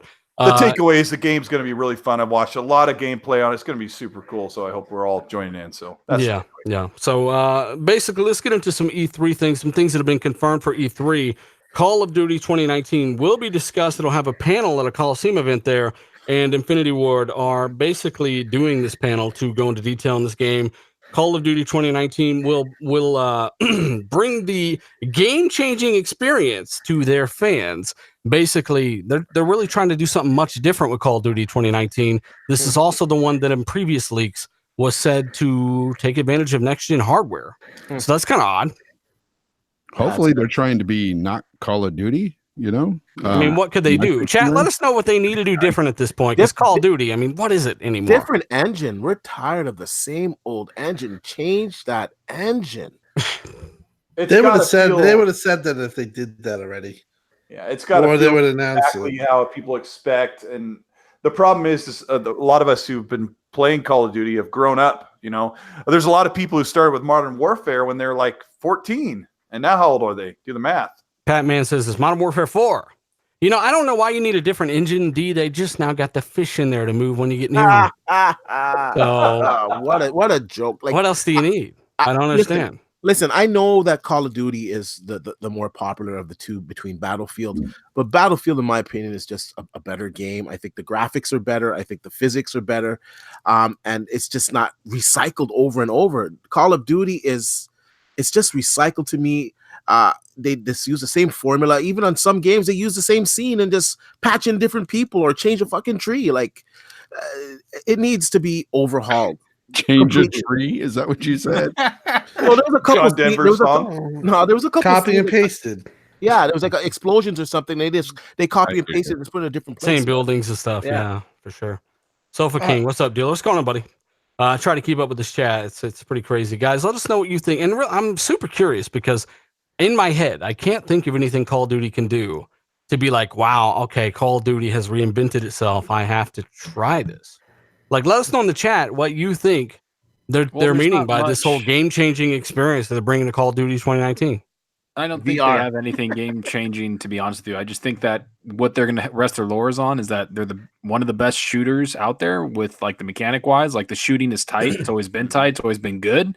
I think that's something that a lot of other games are trying to catch up on. And I don't know, they're just going to have a single player experience. Maybe it'll be co-op. Who knows? That's what they have. But I don't know, man. I just don't see them changing anything. I think it's just par for the course, and they're just going to release it. It's going to sell fucking millions of copies. Yeah. People are going to buy it and play it and just move on to the next one. Be revolutionary because it's the next, consoles. They're going to be like, Mark Davis says, COD recycled, yet all Microsoft games are recycled. Lols! Mark, let me ask you something. All right, get a carrot. Chew on a carrot real quick. I'm going to help your brain out. What new IPs did you get from Sony in the last year and a half? Year? Did you get? I mean, we got 2 in the last year, and now they might not have been the greatest. Just like games like Knack and stuff got crushed, but they're still new IPs, right? I mean, Gran Turismo, there's 1,000 of those. God of War, there's 1,000 of those. That's not a problem with me because I like God of War. Uncharted, there's a bunch of those now, right? So I don't understand. Like, just let's use a little bit of brain power here. Suck on that carrot. Once again, the console war. Oh my gosh, does it ever get old? Like, oh my god, it never stops. It never stops. The stupidity never stops. Mm-hmm. COD also sold over 300 million, by the way, Tim Dog, which seems insane. Unbelievable. To Chris Caliber's question, I actually was going to say this, but we were going a little long. This is the thing that I would like to see, and I know that you guys probably will chastise me, but I would think it would be a big deal if Microsoft got a marketing deal with Call of Duty and showed the games off at this E3. I think that would be a big thing, even though we could say that the series is dying and this and that. Yeah, it's definitely not where it was, but it's still making a ton of money, and it's still a ton of people play it, and I think Xbox kind of getting back to their roots would be really nice to see them. With the marketing Rumple Foreskin. I just like making people say my username. There you go. Thank you much. We've also got Meat Puppet as well. We're on a roll tonight. Call of Duty 2019. God, this chat keeps moving. Call of Duty 2019 is the Madden good show. Hang on, yeah. What is this, Madden? Good show. Oh, okay. There we go. Apparently I'm dyslexic. For me. Yeah. So, yeah. Thanks so much. I've also got another one, but I'll come back to it. I won't forget. But yeah, I mean, Call of Duty sold a ton. We've also got Star Wars Fallen Order confirmed for E3 as well. They're going to show off some gameplay there. Once more, it is exciting. It's from Respawn. The stormtroopers do die in one lightsaber hit, by the way. Like they're actually taking that's a big deal for me. I know. Every time we talk about this game, dealer's like, you can kill a stormtrooper in one hit. Yes. Like how many times do you get a laser sword and you're like, okay, what's the coolest thing about this thing? Well, it kills anything in one hit. Well, this game finally kind of does that a little bit. Finally. All right. So I think it's worth kind of reiterating. Yeah, most definitely. But in either case, Avengers, who was it that mentioned Avengers earlier? They basically are kind of talking about how they're hiring people to make Avengers a memorable, emotional, and cinematic experience. If they're still hiring people for this, maybe this damn game still isn't ready 4 years after Crystal Dynamics did Rise of the Tomb Raider. How many years do they need, you think, D? It's hard to say. If that statement kind of leads me to believe it might come out next gen, I guess. 2020 might be a launch title. As many as they need. That's what I say. Just come out with a game that isn't buggy, for crying out loud. These games nowadays. I mean, as much as I like Days Gone, holy crap, the amount of bugs and issues that game has. That if they would have just taken another 6 months to polish this game, we could have got a stellar game on our hands here. But I'm out right in the open 10 hours. world. And cut out the first 12 hours. Or I'm in the open world on my bike, and like I almost can't steer the thing around because the frame rate is so inconsistent. It's kind of a bummer. Shelf Sucker says, I agree with you. COD needs a new engine. Yes, they definitely do. It's been forever. We've also got another question. 5 ways Xbox can take that back the U.S. market share, which is actually not that far behind. Tim, what can they do to take back that U.S. market share? For me, it's new games, new IP. obviously, you know, have that performance and keep implementing pro-consumer decisions, right? Right there with you. The main thing for them is to create their games and show that they're making games and start to steady get their games going. They're gonna. It seems like they're gonna have the hardware being the most powerful is good, and also having the cheapest price.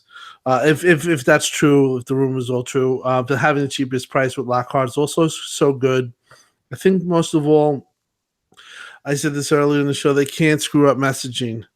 They cannot do the same mistakes they've done in the past. They have to be concise. They have to be smart. If they see a problem, address it. Don't let it, fester and burn, and then burn out of control where everyone's saying this and that. I think they have an opportunity right now where they used to have like these people, the hate police, were always keeping them in check and saying that they were going to be the bad guys. They were this. And then you have Epic right now doing what they're doing. So kind of feel like the heat's off a little Microsoft right now. And they might actually get a chance this, next generation. But the biggest thing for me, aside from the games and all that stuff, have your message correct. Don't screw that up. If you start screwing that up and you start seeing the same mistakes, you're gonna have the same problem. You're gonna be second place in that, because first impressions, as we know, are lasting impressions, and they last the most. They have to like they've all said, they have to execute. It's now the planning's done.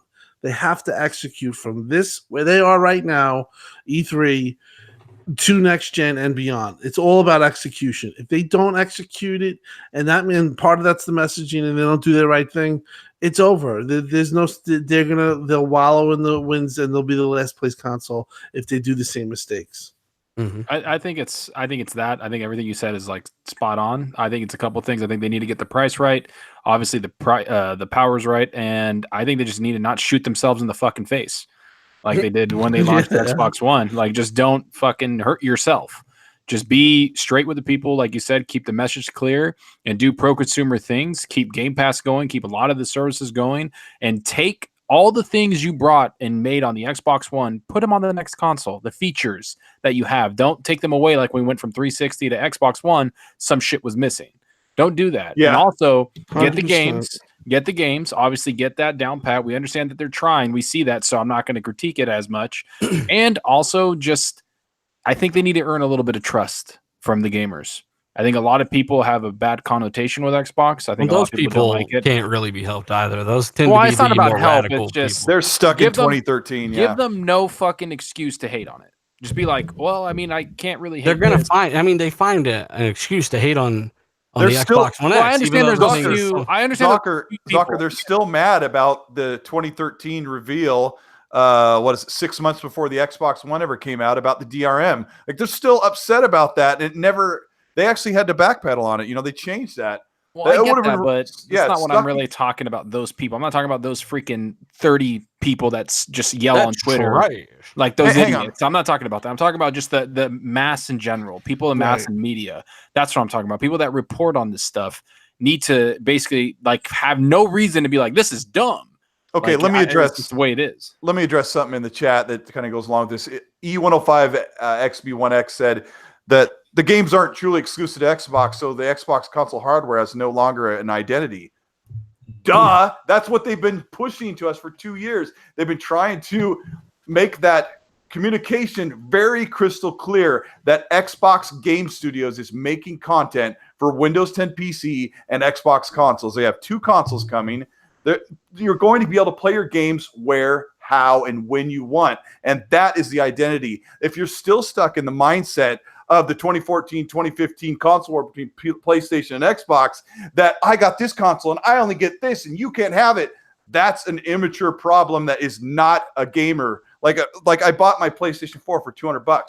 I get to play at least two amazing exclusives every year on that console, play everything else in the X. I'm very happy with what I have. Somebody said earlier in the chat, buy what you want, buy it all, and be a happy gamer. And that's exactly how it should be. I think people are just like, this fanboy thing has gone out of hand, where it's just almost like it's their knee-jerk reaction and they just can't shake it. Well, there's people that can't afford it all, and I completely get that. In that case, go where your friends are, the ecosystem you prefer. But at the end of the day, if you're still arguing about, well, you can only get this game on this box and, got to buy a PlayStation, you're on the side of the road, and both Sony and Microsoft done left your ass. They're gone. They're down the highway because Microsoft are putting their games on all devices. Sony's job listings have already leaked. I've linked this to so many people that refuse to admit that it's a thing. But they are bringing all of their games to any device, quote unquote, through PlayStation Now. I said it years ago that mobile's the next step, and it is. Just like I told you, crossplay was inevitable, because it is. So once again, yeah, I mean, just stop doing this shit and just kind of play your games where you want to play them, right? How dare you and Colt speak like, real console gamers? How dare you two? In either case, David Robinson says that Xbox games features and innovations, basically some things that Xbox have, Sony don't have them, and I think Xbox have a lot of areas. They've got the online, they've got the performance right now. They've definitely got the controller, in my opinion. They've got a lot of different things that's not really debatable. There's been third-party surveys and tests done on a lot of this stuff, but Sony do have a few pretty good high-quality games a year, or at least one, at least the last, 2016, 17, in my opinion, those are the only ones I cared about. But, everyone's different. I was going to sit here and ask you guys when you think the console war is going to end, but it's never going to end. No. It's like at the beginning of this show, like when I was talking about me playing Days Gone, somebody put in the chat, I was a sellout. I was a sellout because I tried a game I wasn't initially impressed by, and I actually found it to be fun. So that if that makes me a sellout, I'm a sellout all day. That's the opposite of a sellout, because as a gamer, I'm going to try and play whatever. But because you like Days Gone, you're a sellout. And there's several games I have not liked in previews that I've tried that I end up not liking, and it pisses me off that I spent the money on it. But you know what? As a gamer, play what you want. Stop this BS about, I can only play PlayStation or Xbox because, yada, yada, yada. Man, at the end of the day, you're 30 years old. Grow up, or you're probably older. You turn this argument on its own head. Apparently we're cowards and sellouts because I like Days Gone, right?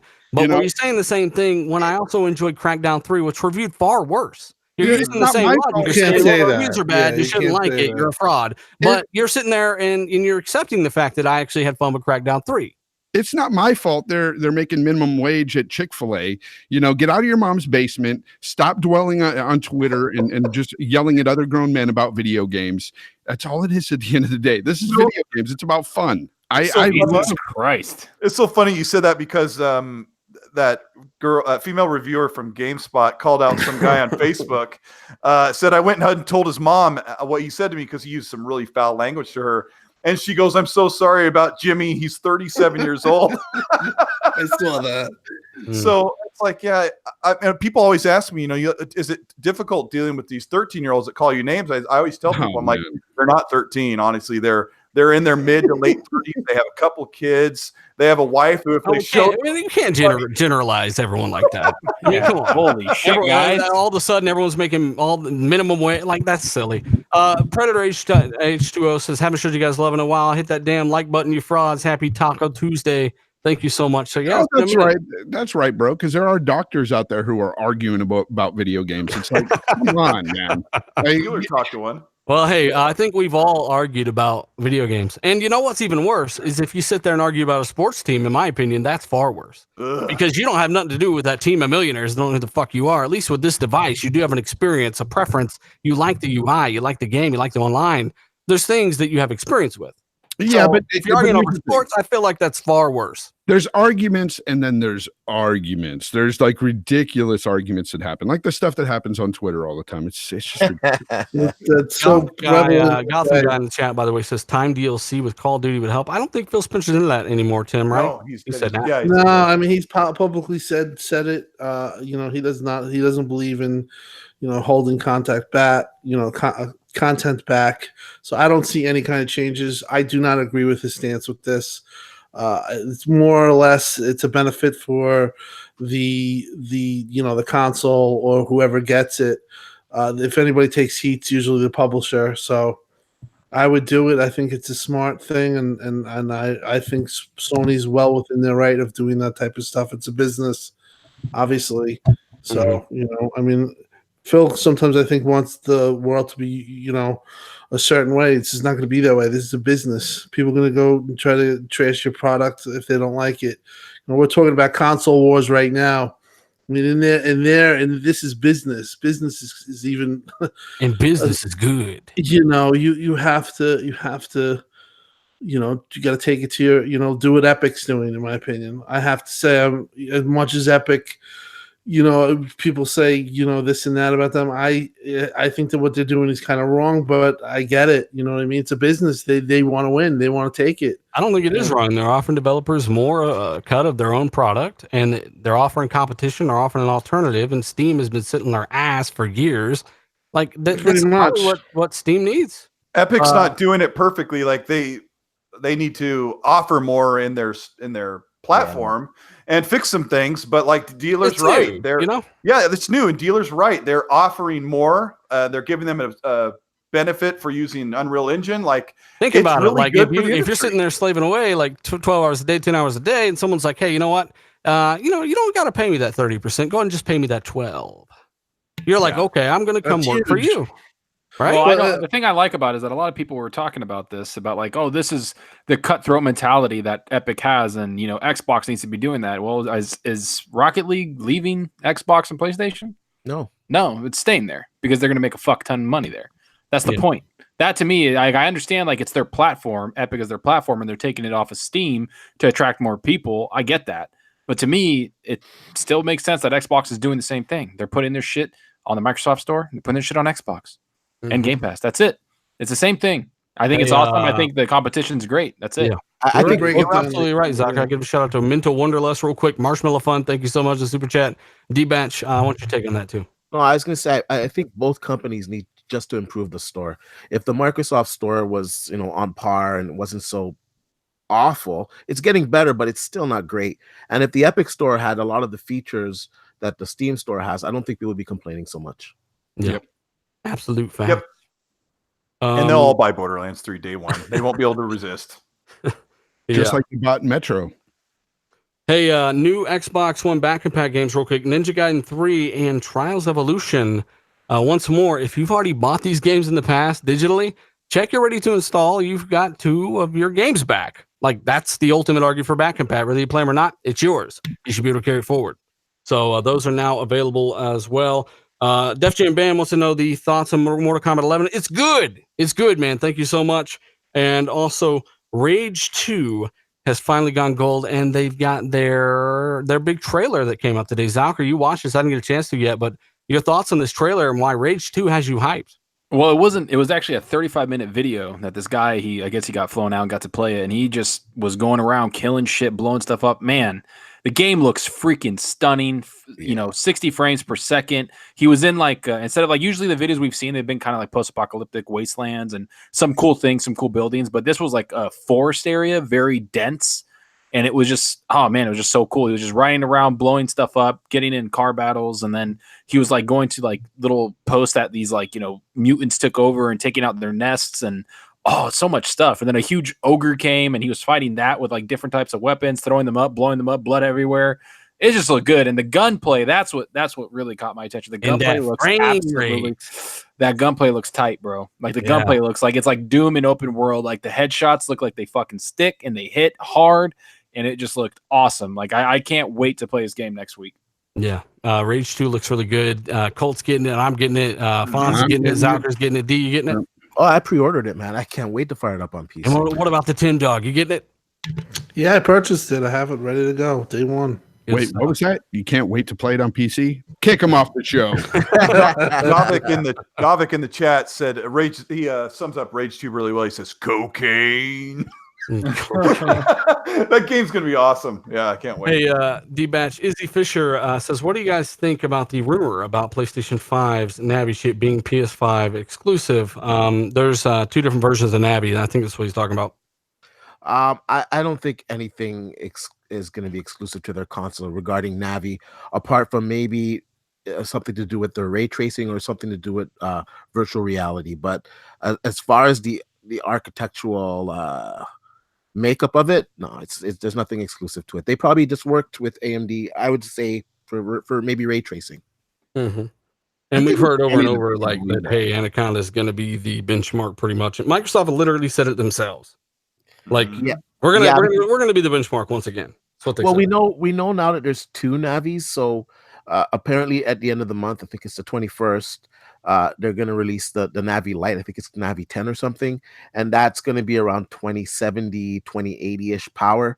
And then at CES next year, 2020, they're going to release the Navi 20, and that's supposed to be like more powerful than a 1080 Ti. A 2080 Ti or whatnot. So let's see. David Robinson says, I have a PS3, but I wasn't born in Japan. You know what? I had a PS3 as well. Yep. Yeah. I got guessing that's referring to someone in the chat. I don't know. But yeah, man, we had a ton of different stuff to talk about today. PS4 finally getting EA access, the 10-minute deal with that. And, Microsoft I feel like they're going to bring, like, a lot of people are already starting to try to downplay Microsoft's E3. I don't really understand that. Like, you guys do this every single year. And I do mean every single year. Right before E3, everyone starts freaking out. And they're like, why aren't they showing stuff right now? And it's like, because E3 is like in a month and they're not going to do that and they never will. So get used to it. Why aren't you guys used to it by now? Yeah, So, somebody got mad at Rod Ferguson for showing something that was from last year's gameplay trailer. Him showing up for a year. Yeah, he's like, well, you showing the same thing, but show up for a year. And I said, hey, bud, E3 is in 1 month. He's like, yeah, but that doesn't excuse. And I'm like, okay, bye. I don't really care. I mean, we're gonna get state of play for PlayStation. It's just gonna crush everything. It's gonna be great. Hey, I do gotta say shout out to everybody checking us out. Even still, guys, hit that like button if you're still here. Let's try to hit 400 and 1,000 after the fact. If you're checking us out, we got to thank you guys so much for rocking out with us every single Tuesday. Myself, I try to guarantee a couple of videos a week along with the podcast, and try to keep it pretty grounded here. We got mixed opinions, different opinions, but I think that's what makes a compelling show. If the energy's up and stuff. So I want to thank everybody for checking us out. That is pretty much our time. We're going to get started with some outros. Keep in mind that Mortal Kombat 11 Premium Edition giveaway, along with like 12 other games that you can choose from. That's happening tomorrow. I'll probably announce that on Thursday. I'll put that up on Twitter just to remind everybody, but be sure you're checking that site. That post is up now. Comment on it. Tell me what game you want. And that Patreon link is down below. Fonzarelli, thank you so much. What have you been playing, and where can people find you? And kind of any final thoughts on the show here? Look, I'm excited regardless of what people say out there online. I'm excited to watch E3 this year, as I am every year. And it's unfortunate we're not going to have PlayStation there, but we're going to have a great show this year, and I'm excited. Of course, I've been playing Days Gone. Days Gone is a great game. It's got a lot of flaws. It really does. A lot of bugs. I don't want to make it seem like it's a perfect game. It's not. It's definitely not a perfect game. Needed more time to polish, but it's a great game. Aside from that, you can follow me on Jay Fonzarelli right here on YouTube, and Jay Fonzarelli on Twitter, and also Fight Culture Podcast every Sunday, 1 p.m. West Coast time. I do a live MMA talk there, so catch me there as well. I want to thank the chat too. The chat's been awesome. So thank you guys for tuning in. When was that last video, Fonz? When did you put out the last video? I put out a video the other day on Days Gone. My impressions after that was only after 7 hours. I'm over 30 hours now, and I like it even more than I did at that time. And check that out. And I'm going to have a video out. Probably I won't have a video out probably till next week on, of course, my impressions on Rage 2. So looking forward to that. And we got to give a shout out to Lethal Papa as well. The T1000 in the chat. He's locking things down. Great moderator as well. We got some other moderators that pop in and out from time to time. But yeah, Fonz, thank you so much. Tim Dog, brother, how have you been? Where can people find you? And any final thoughts on the show here? Anything in particular? You can find me on Beastfire Tim Dog on Xbox and Twitter. As far as the show, it's awesome. I have a lot of fun here. Another great show. This is 3 in a row. Like I said, I can't thank everyone enough on the panel for accepting me. I know Fonz keeps saying shut up, extra nipple, but I do feel like this is a good thing, and it's a good thing for Xbox community overall. You got a legit show that's going to come with the facts, and they're not going to come with bullshit. And it's going to be every week, and this is your go-to place. So I'm happy to be here, and great show tonight. I think Zalker made some great points. It's fun doing podcasts with him. I haven't done podcasts with him before this, so he really made some great points, and overall, I just think everyone really adds a certain dynamic to the show. That's great. Thanks for choosing me. For choosing Thank you, sir. You were the chosen one. I mean, like I said, you're OG as fuck. So I mean, it wasn't really. It's like, hey Tim, you here to play ball, and you're like, yeah. And I'm like, all right. So I mean, hey, Element of Field says Sega announced that it will be developing multi-plat game going forward. Don't they already develop multi-plat games? Right? Am I reading that wrong? I think he's asking if they're multi-plat. What's coming to Xbox? If there's well, like of course, a Sonic game, and hopefully this one's not rendered to look completely fucking stupid. Right? The Sonic weird little man-child thing. That's what we're talking about, right? That cat the thing. Steve That Buscemi. cat A thing. little spliced creature that's like mixed with I don't know. It's weird. Awesome. They're fixing that apparently. The director went on Twitter and he said, "Yeah, we got your message loud and clear. Before the final release, we're going to change the character design. So let's see." He's like, I thought this shit looked fire, but apparently not. Awful. Yeah, it was really weird. Shoguns, great show, guys. Thanks. So Tim, thank you so much once again, brother. Zalker, how have you been? Where can people find you? What have you been playing? And any final thoughts?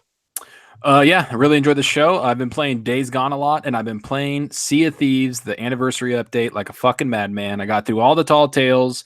They're worth doing, people. Go back and check them out. I'm bringing out a video about them tomorrow and my review about it, basically. And then this is how good they are. Let's put it this way. I'm a PvP guy. I literally sink people and take their shit. That's how I became Pirate Legend. I didn't PvP once while doing the tall tales. I actually skipped ships. I left them alone. That's how good the Tall Tales are and how much I enjoyed it.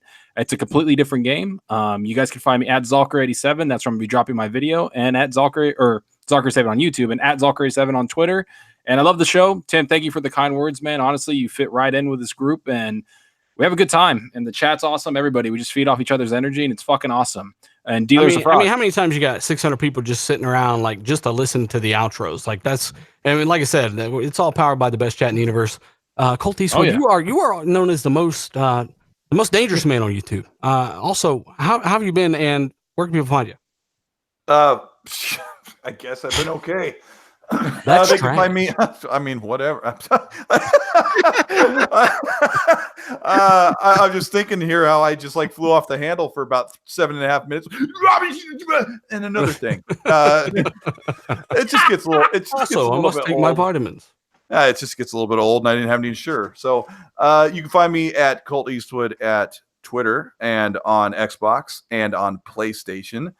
And my DMs are open. If you want to ask me a question, you want to ask me anything, just let me know. I'm trying to finish Days Gone. Like I said, the game's like way bigger. I feel like the dealer's right. Like all those professional reviewers didn't play the entire game. They couldn't have. I say It's some. crazy. I feel like some of them didn't.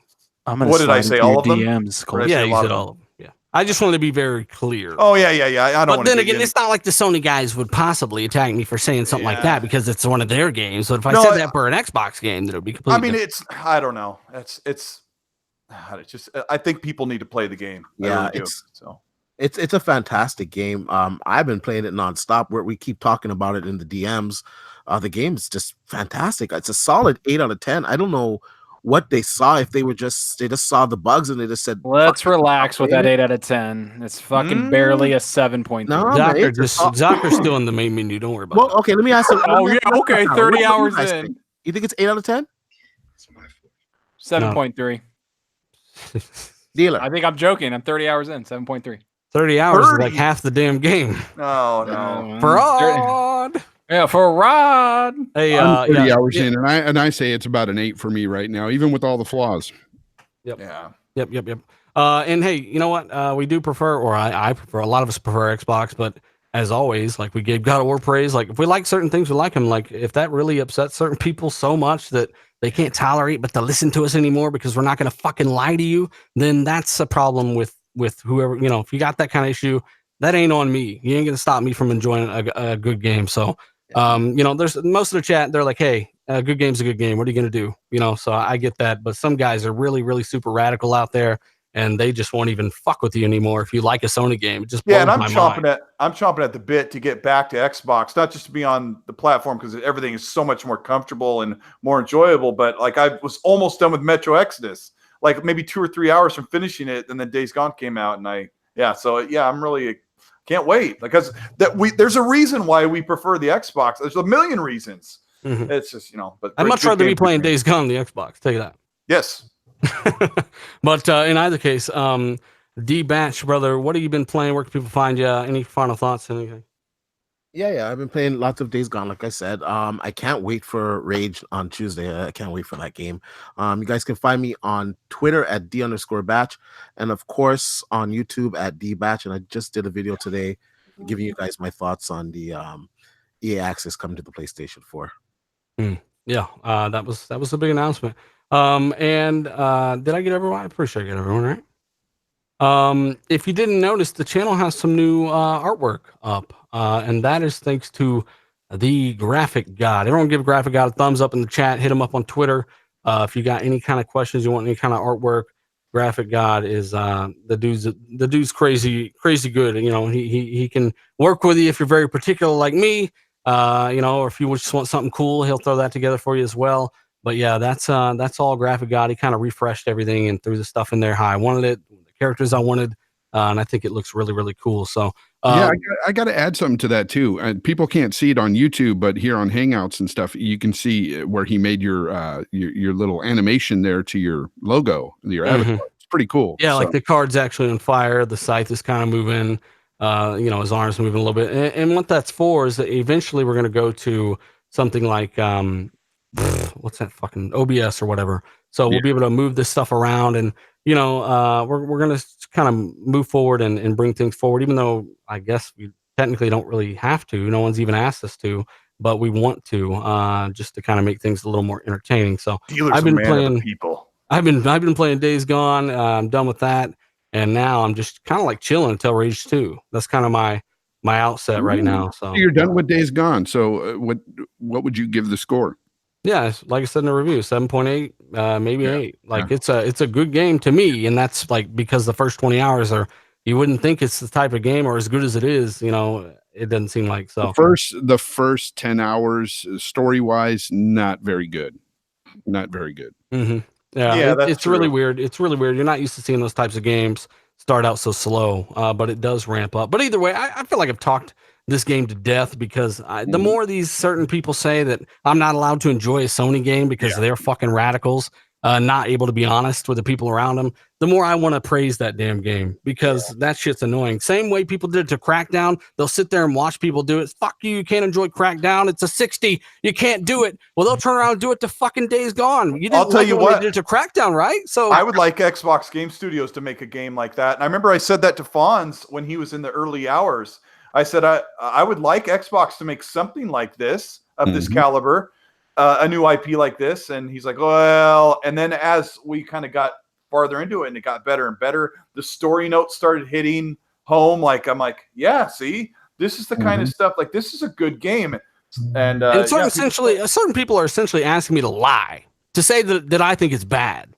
And that shit is cringy. So, I didn't lie with Crackdown. I said I actually enjoyed Crackdown single player. And I did recommend renting it through Game Pass for sure.